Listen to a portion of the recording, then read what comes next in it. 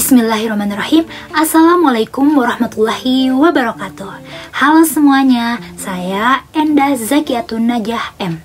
Topik yang akan diangkat pada video praktik pendidikan Indonesia yang baik ialah model integritas di MTS Negeri 9 Majalengka, di mana dalam setiap pelaksanaannya pendidikan karakter diintegrasikan dalam setiap mata pelajaran dan model melalui kegiatan-kegiatan di luar jam pelajaran.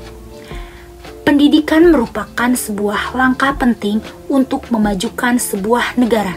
Tak heran jika melihat negara-negara maju bisa didapati praktek pendidikan yang berkualitas di dalamnya, atau paling tidak menjalankan praktik dan proses pendidikan dengan baik dan benar.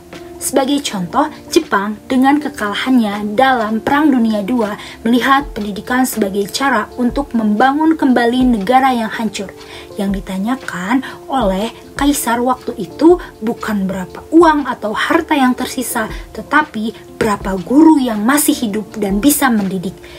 Itu berarti pendidikan dianggap begitu penting dan juga harus dikerjakan dengan sungguh-sungguh. Hasilnya, sekarang Jepang merupakan negara yang diperhitungkan di dunia dengan berbagai kemajuan dalam berbagai bidang. Konsep pendidikan yang memerdekakan Ki Hajar Dewantara yang bermakna bahwa pendidikan seharusnya mengatur anak didik menjadi manusia merdeka, namun tidak mengganggu kemerdekaan orang lain. Inilah yang oleh Ki Hajar disebut sebagai manusia merdeka, yang cakap mengatur hidupnya secara tertib. Ki Hajar mengenalkan konsep pendidikan yang memerdekakan ini sejak 1920-an dan dipraktikkan melalui lembaga pendidikan bernama Taman Siswa. Setelah belajar mengenai pendidikan yang memerdekakan, tentu ada pergeseran paradigma bahwa lembaga pendidikan harus memiliki orientasi pelayanan terhadap siswa dan guru harus menghamba pada siswa dalam hal pengajaran sehingga tercipta pendidikan yang memanusiakan manusia dan terwujudnya merdeka belajar. Menurut Kusuma, pendidikan karakter merupakan nilai-nilai dasar yang harus dihayati jika sebuah masyarakat mau hidup dan bekerja sama secara damai. Pendidikan karakter dimaknai sebagai pendidikan yang mengembangkan nilai-nilai karakter peserta didik sehingga mereka memiliki nilai dan karakter sebagai dirinya, menerapkan nilai-nilai tersebut dalam kehidupan dirinya sebagai anggota masyarakat dan warga negara yang religius, nasionalis, produktif, dan kreatif. Yang selanjutnya, prinsip pendidikan karakter di sekolah akan terlaksana dengan lancar jika guru dalam pelaksanaannya memperhatikan beberapa prinsip pendidikan karakter. Profesor Dr. Dasim Budimansyah berpendapat bahwa program pendidikan karakter di sekolah perlu dikembangkan dengan berlandaskan pada prinsip-prinsip sebagai berikut. Yang pertama, pendidikan karakter di sekolah harus dilaksanakan secara berkelanjutan. Yang kedua, pendidikan karakter hendaknya dikembangkan pada semua mata pelajaran. Dan yang ketiga, sejatinya nilai-nilai karakter tidak diajarkan atau dalam bentuk pengetahuan jika hal tersebut diintegrasikan dalam mata pelajaran, kecuali dalam bentuk mata pelajaran agama di dalamnya mengandung ajaran, maka tetap diajarkan dalam proses pengetahuan, melakukan, dan akhirnya membiasakan. Fungsi dari pendidikan karakter adalah yang pertama, pengembangan potensi dasar agar berhati baik, berpikiran baik, dan berperilaku baik. Yang kedua, perbaikan perilaku yang kurang dan penguatan perilaku yang sudah baik. Yang ketiga, penyaring budaya yang kurang sesuai dengan nilai-nilai luhur Pancasila. Kemudian, tujuan pembelajaran pendidikan karakter adalah sebagai berikut. Yang pertama, untuk mendapatkan pengetahuan. Yang kedua, penanaman konsep dan keterampilan. Dan yang ketiga, pembentukan sikap.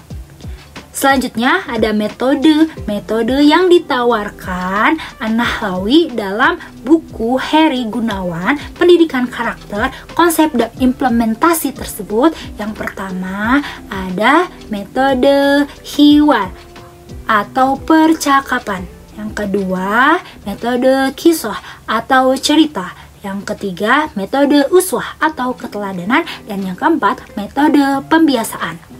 Nah, dari semua metode tersebut bisa digunakan salah satunya sesuai apa yang lebih dibutuhkan pada peserta didik maupun pendidiknya. Sehingga dalam menerapkan metode tersebut tidak terjadinya pemaksaan yang mengakibatkan keberatan dalam pembelajaran nantinya. Selanjutnya, strategi pengembangan pembelajaran sebagai cara pandang dan pola pikir guru dalam mendidik, mengajar, melatih, dan membimbing siswanya agar menjadi manusia bermoral baik. Untuk mengimplementasikan pendidikan karakter di sekolah, terdapat model penerapan. Salah satunya adalah model integrasi. Nah, model yang mengintegrasikan pendidikan karakter dengan seluruh mata pelajaran ditempuh dengan paradigma bahwa semua guru adalah pengajar karakter.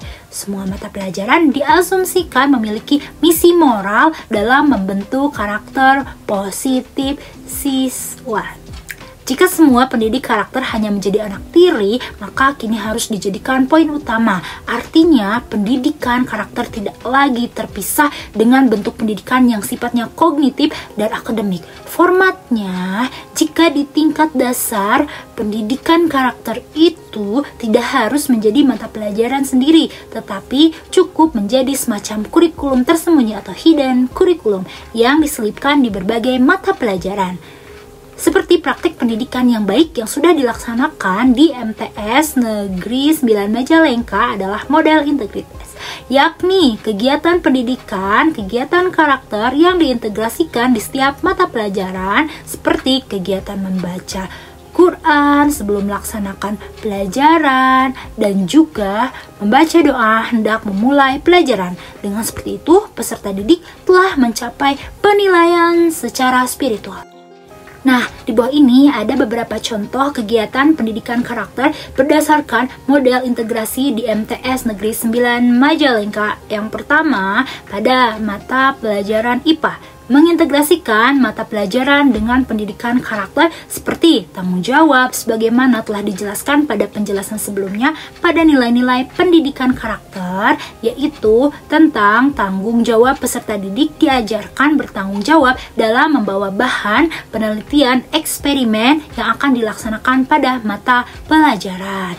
Kemudian pada mata pelajaran PPKN dan juga IPS mengintegrasikan mata pelajaran dengan pendidikan karakter seperti interaksi sosial dan sikap sopan santun peserta didik, dan juga sebagai warga negara diajarkan untuk melakukan sosialisasi terhadap orang tua maupun tokoh masyarakat yang ada di sekitar lingkungan rumah, yakni bertujuan untuk tugas sekolah ataupun kegiatan belajar dengan etika yang diajarkan sekolah dalam berinteraksi kepada masyarakat. Dan yang ketiga ada mata pelajaran bahasa Indonesia, mengintegrasikan mata pelajaran dengan pendidikan karakter seperti komunitas dengan tutur bahasa yang baik. Peserta didik diajarkan untuk bertutur kata baik di madrasah maupun di lingkungan luar yang mana telah ditetapkan dalam kurikulum mengenai kompetensi sikap. Dengan demikian, proses dan praktek pendidikan di Indonesia harus dilakukan dengan benar. Jika tidak, lembaga-lembaga pendidikan hanya menciptakan orang-orang yang memiliki nilai di atas kertas, tapi tidak memiliki nilai kompetensi yang baik untuk berkarya menghasilkan sesuatu. Jadi, pendidik hendaknya memberikan motivasi serta dapat menjadi teladan yang baik bagi peserta didik, sehingga peserta didik senang untuk mencontoh tingkah lakunya dan menjadikannya sebagai karakter, dan lebih sering memantau kegiatan peserta didik selama di madrasah. Mungkin hanya itu yang dapat saya sampaikan. Semoga bermanfaat. Wassalamualaikum warahmatullahi wabarakatuh.